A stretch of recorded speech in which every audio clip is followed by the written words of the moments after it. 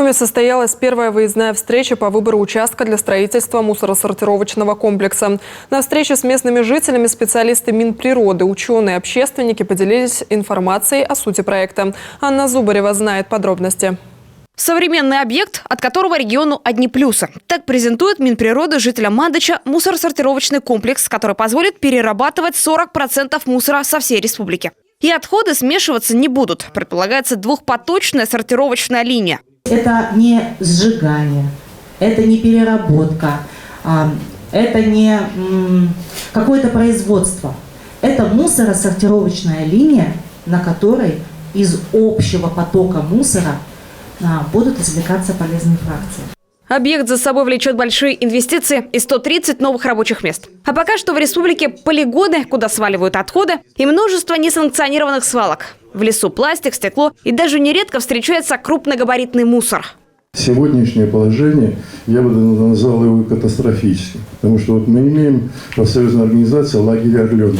Каждый год проводим там вокруг субботник 3 КАМАЗа мусора. Всякого рода. И это действительно станет катастрофой. И мы опаздываем. Достаточно много регионов в России определились, построили великолепные, отличные заводы, перебирают, складывают, хранят. Мы топчемся на месте.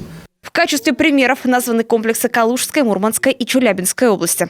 В свою очередь, местные жители обратились к властям с просьбой уделить более тщательное внимание раздельному сбору мусора. Решение мусорной проблемы зависит не только от государства. Тема касается каждого жителя. Готовы ли сортировать мусор, готовы ли не покупать, допустим, товары в более перерабатываемой упаковке, готов ли бизнес предложить потребителю более перерабатываемую упаковку, готов ли бизнес, частные предприниматели, самозанятые, еще кто-нибудь, перерабатывать, сортировать, перерабатывать, в частном порядке. И только от общих усилий наших с вами вместе, не только от государства, не только от бизнеса, но от наших усилий в целом зависит успешное решение вопроса. Мандыч – бывший лесной поселок Сыктывдинского леспромхоза. От него до площадки дальняя 22 километра. Тогда как расчетный размер санитарно-защитной зоны для таких объектов 500 метров. Для сравнения, сейчас полигон в Дырносе, открытый еще в середине прошлого века, находится в 700 метрах от жилой застройки. Кстати, по оценкам экспертов, хватит Дырносского полигона только лет на 5. А потому вопрос нужно решать оперативно. Проектирование, экологическая экспертиза, процессы длительные. При этом объект должен быть сдан до конца следующего года. Успеем ли?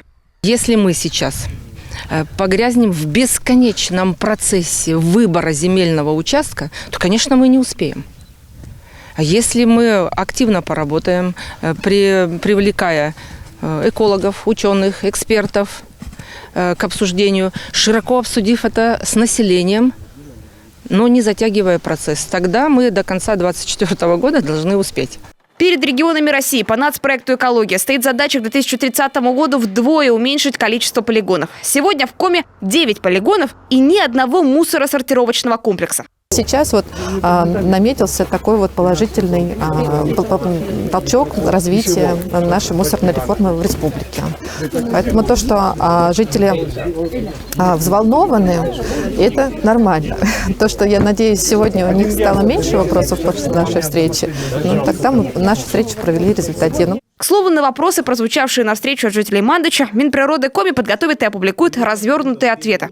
А впереди у общественников и властей еще 3 выездные встречи в те населенные пункты, возле которых планируется строительство комплекса. Ближайшее уже на этой неделе с жителями Эжва.